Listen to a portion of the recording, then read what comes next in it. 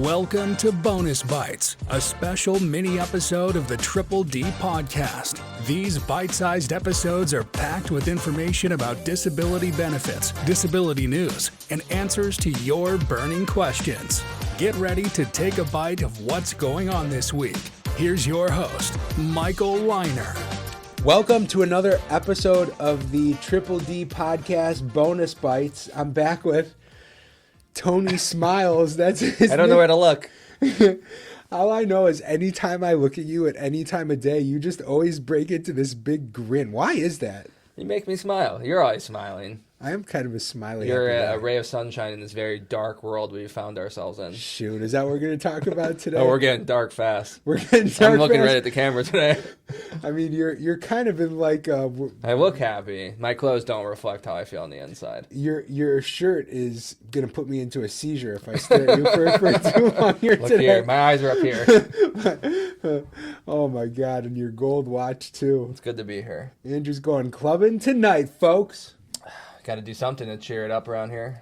So Social Security, Andrew, not many changes since we last sat down, true? Well, we had a good ride. It's been a nice 15 years doing this, but I mean, where do we start? I know this is not our first podcast since the inauguration. I know we've had one because I remember talking about we don't have to predict it, but a lot of things have happened since. Let me ask where you. Do we start? Let me ask you a question that I'm actually not sure I know the answer to. I know, and anybody who's listened to us talk before knows that most things that have transpired in the last 6-8 weeks you are not a fan of, is fair to say. But have there been any changes or any proposals to the Social Security space that you are excited about or you think are good ideas? I wish I could say I'm excited about the fact that they would consolidate OHO, and I'm probably using terms of it, the hearing office where we go to court and the appeals council. As many of our clients know, the appeals council is the step that we have to go through before we can get into federal court. Yeah. By the way, have they actually officially announced that yet? Yes, it was in one of the memos that was sent out that there's going to be some consolidation, but zero explanation on what that actually means. Does that mean we still have to file an appeal to the appeals council? I mean, the appeals council has always been this unnecessary filter between our clients, litigating their cases. Well, it's so interesting because I feel like we've got a couple of these unnecessary filters. Recon and the appeals council, where people and I want to make sure that we try and put our bias aside a little bit. The reason why they feel like unnecessary filters is because the approval percentages or remand percentage in the case of the appeals council are so pitifully low that it's what are you even doing here? That's not it. It's that they both kind of take a stance of just rubber stamping whatever was done before it. So it's not like they are doing what feels like an independent review. Maybe we should just explain this to people who don't have the knowledge of Social Security. So you apply for Social Security. We're going to take them through the waterfall chart. Let's go. Don't go chasing waterfalls. All right, so you apply for Social Security disability. And historically, right now, there's about it. Let's call it a third, maybe 35% of initial applications get approved when people first apply. Okay. So what we do with our clients, what we advise everybody who's applying that knows that they can't work to do is to file an appeal, which is called reconsideration, where your application gets re-reviewed by the state agency that contracts with Social Security to review disability claims, and only about 9%, 10% of cases actually get awarded at the reconsideration stage. And in fact, Social Security has had for a decade longer something that they call pilot states, which it's hard to do something for that long but still call it a pilot program. Right. New York, I remember. New York, Pennsylvania. Are they still doing it, or is that over? I'm not sure, but there's several states where they don't have a reconsideration stage. You apply, if you get denied, you request a hearing, okay? But in most of the states, 40 plus, including Ohio where we are, when you get denied, you file a reconsideration appeal, very low rate of approval. Then you file another appeal, which is called a request for a hearing. You know, we're attorneys, we go to hearings. That's what people expect, that, you know, where their cases are heading most of the time. And generally speaking, historically, that's where people have their best chance of being approved. I mean, the national approval rate at disability hearings, once you exclude the dismissals for whatever reason, it's over 50%, 55% comfortably, something like that. But then after the hearing level, you know, that 45% of hearings that get turned down, the next appeal goes to a body which is called the Appeals Council. And that's what you're talking about, the consolidation that's happening. And the Appeals Council they're not there to determine whether or not somebody's disabled. They're there to review and see whether there's a mistake of law, a mistake of fact, there was an abuse of the judge's discretion, if there's a public policy problem with the decision that was made. Ultimately, they're not going to step on the heels of a judge who's given wide latitude to make a case unless there is harmful legal error in it. Right. And the Appeals Council only remands like another 9 to 12%. I don't even think it's that high. I think that historically it's like 5%, something like that. So that's what Social Security did. What they did was it an emergency message, or how did they do it? They just eliminated. It wasn't an emergency message. It was internal. It didn't come from the White House.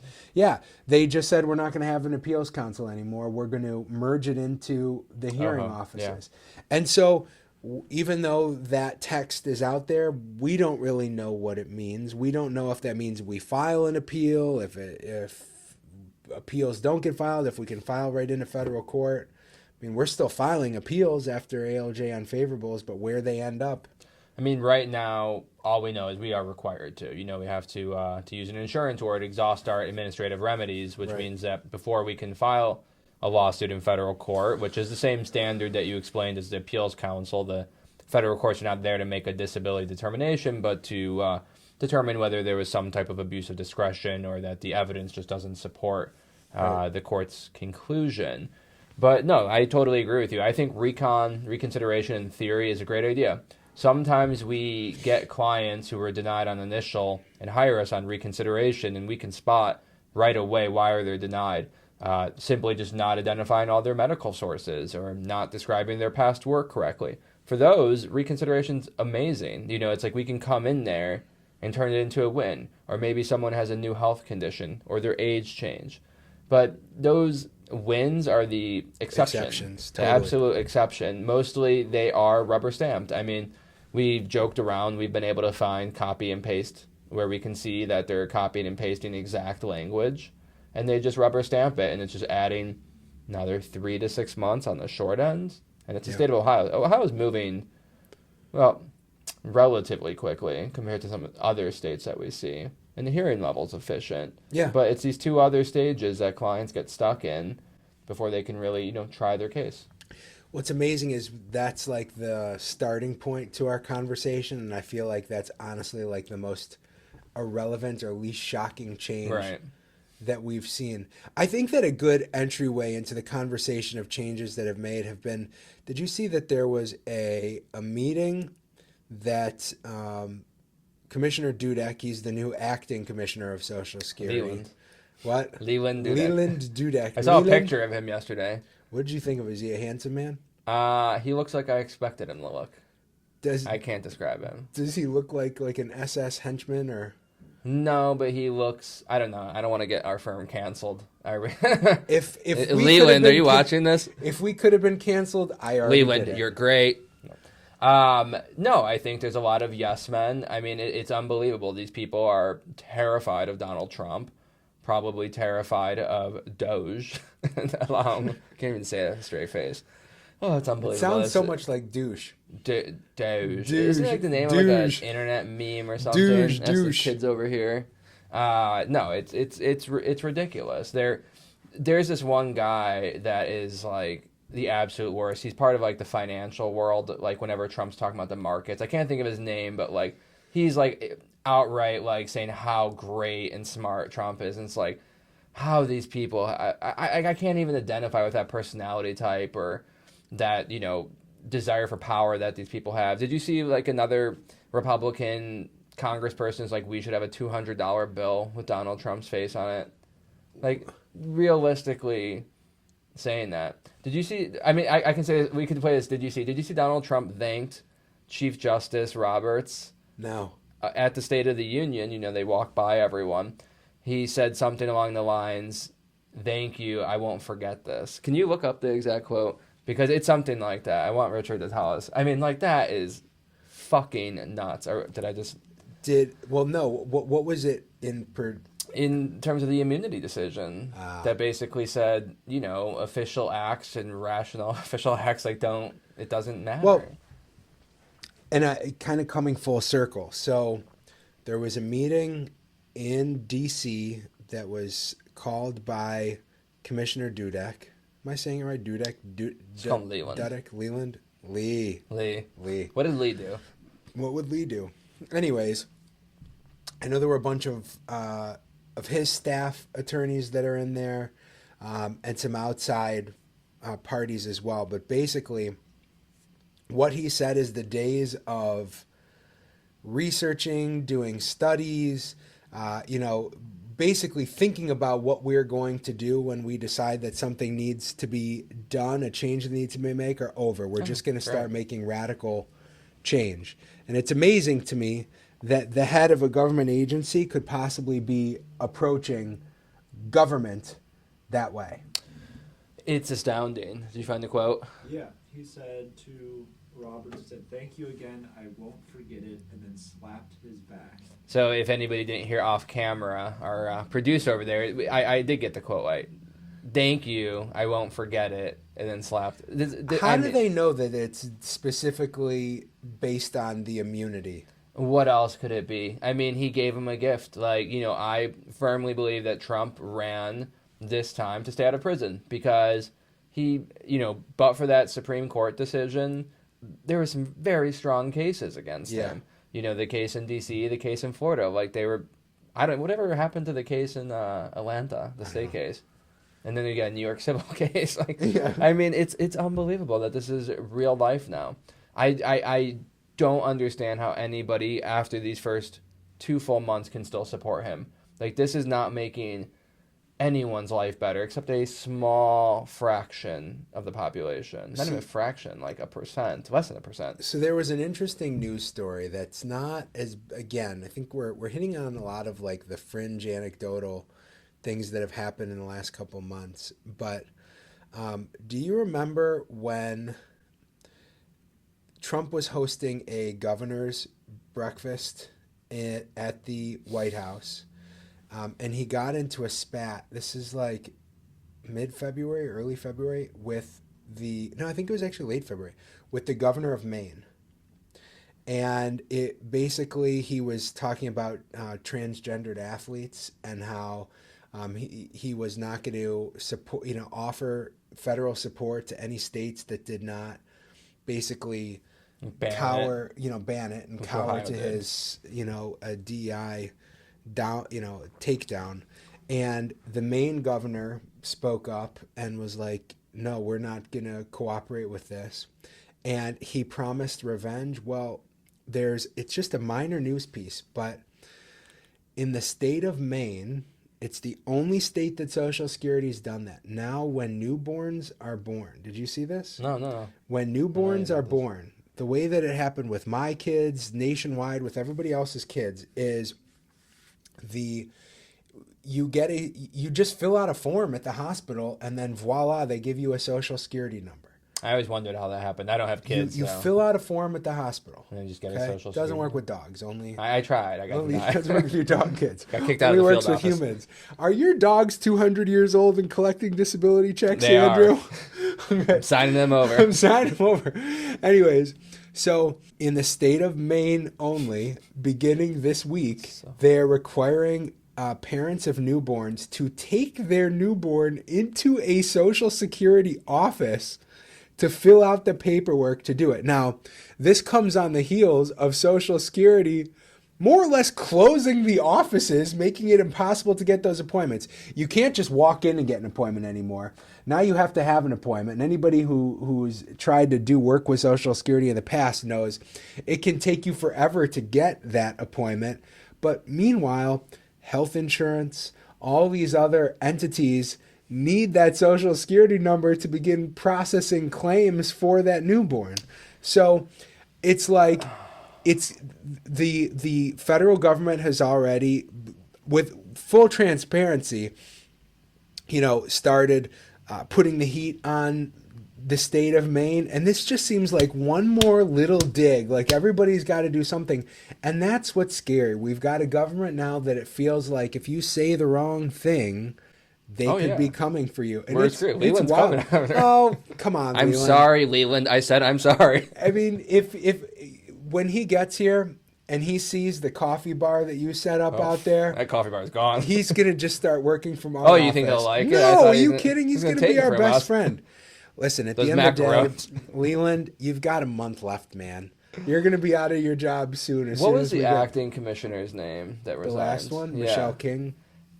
Her biography is fascinating. Did you know she started in the field office? Yeah. I mean, she literally, like a postal worker would, she literally worked her way up from entry level in a field office to being the head of the entire agency. And that's who you want in there. Someone that's like, oh, I remember what happened in the field office. We can't make that change because this will happen. I've seen it happen. Don't make that change. Yeah. Those voices are gone now. And everyone's like, let's just slash it X%. I was thinking about it. I've honestly been trying to think, why would anybody like any of the decisions that this administration is making other than the billionaires? And I thought, okay, well, if the debt is reduced, then there's more money to spend on positive things. But to me, that is bullshit, because the best example is the Affordable Care Act, Obamacare, was passed 15 years ago, right? I mean, it's hard to believe that was 15 years ago. And the Republicans have been saying how bad the Affordable Care Act is, but they've never come up with any solution. And that's why I think it's a hollow argument to say, let's reduce the debt because we'll figure out how to spend it. Because they're not. They have not provided a single suggestion of how to make Americans' lives better. It's only the Democrats. I mean, supplemental assistance, food stamps, that is crucial. Yeah. Funding to universities, schools, to road projects, that is crucial.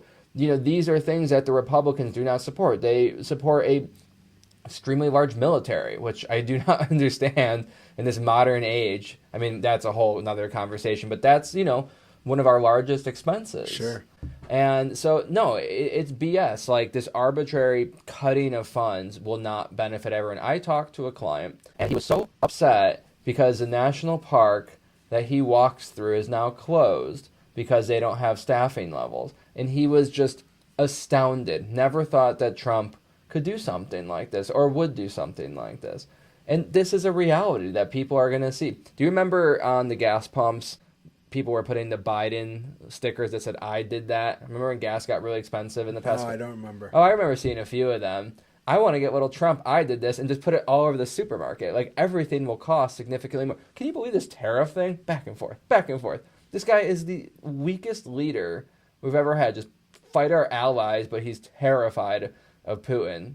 That's not tough. The Republicans are the party of masculinity and alpha, making fun of us beta bros over here. But he's cowering to Putin and pushing around Canada. Real tough. I'm sorry. Is this going to get AI labeled Andrew's therapy session again? Andrew's panic attack. This one's going to be how Andrew got Liner Legal canceled. How Michael and Andrew ended up in a camp.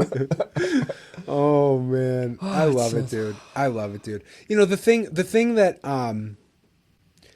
that I don't like is the way that it feels like people are, it feels like politicians are, it's like modern propaganda where, I can get behind us trying to eliminate fraud and waste. Those are the buzzwords that we're hearing about all the time.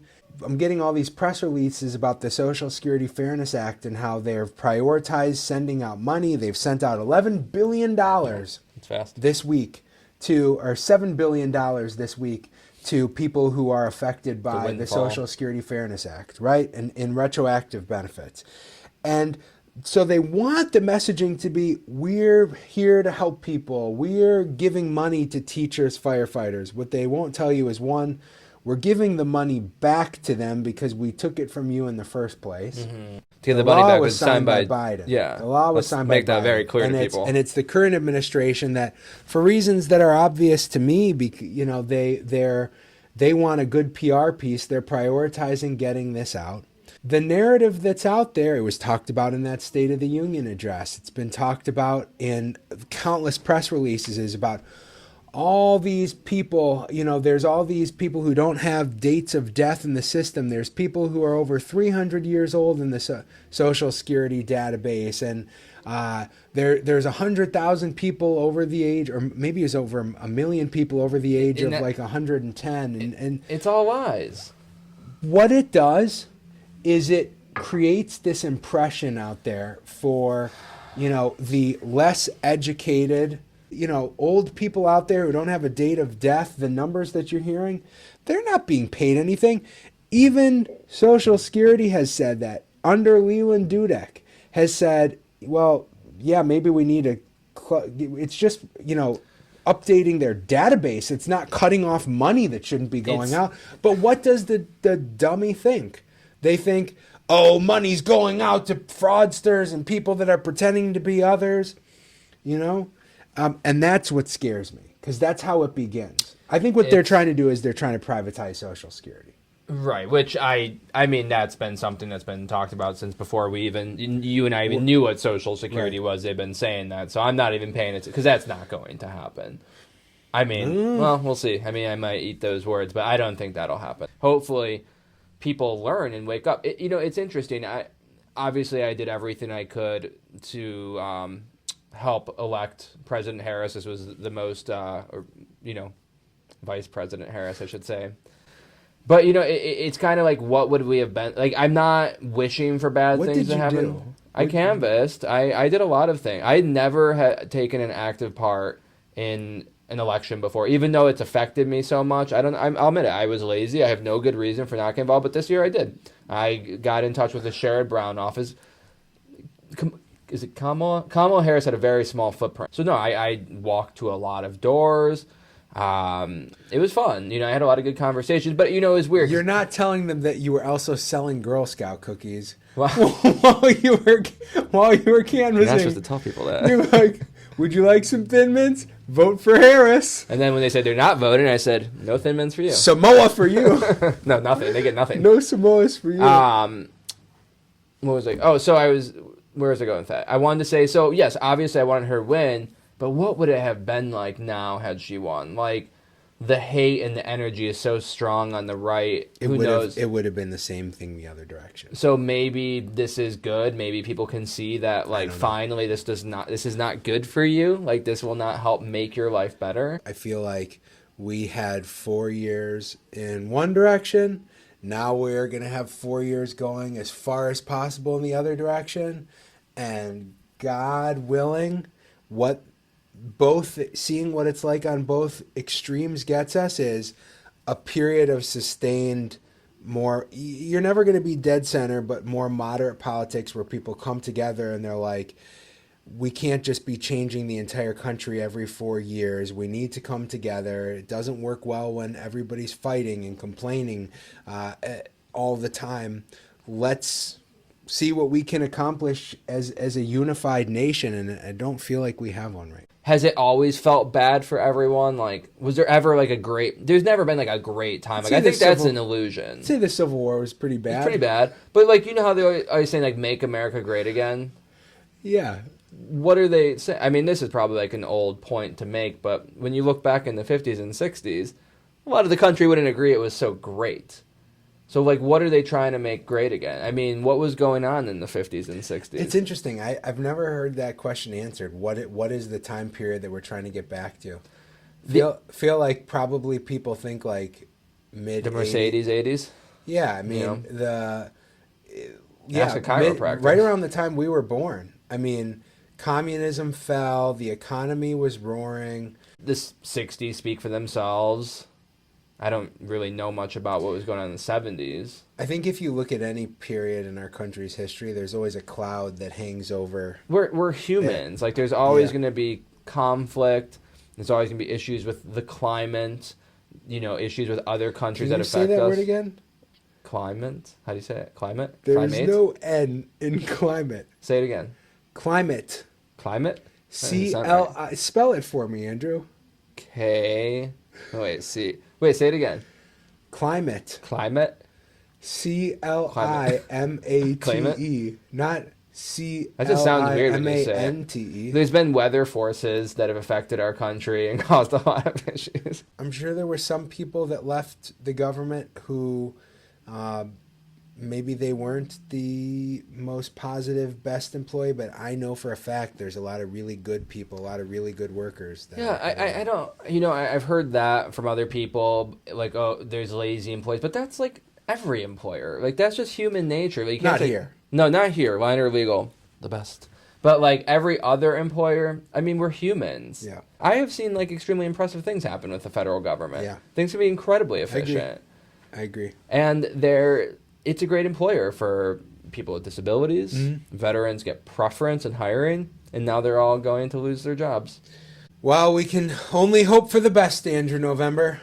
We can. So we'll see what AI says about this one. Well, your I feel like 50 minutes is up. Thank you for the session. Get off the couch. I'm going to go cry right now. I've got another patient entering soon. Andrew, it's always fun hanging out with you, my man. Stay well. Stay well. All well. All well. Thanks for listening to Bonus Bytes, a mini episode of the Triple D podcast. Rate, review, and subscribe, and tune in next week for more disability news and headlines.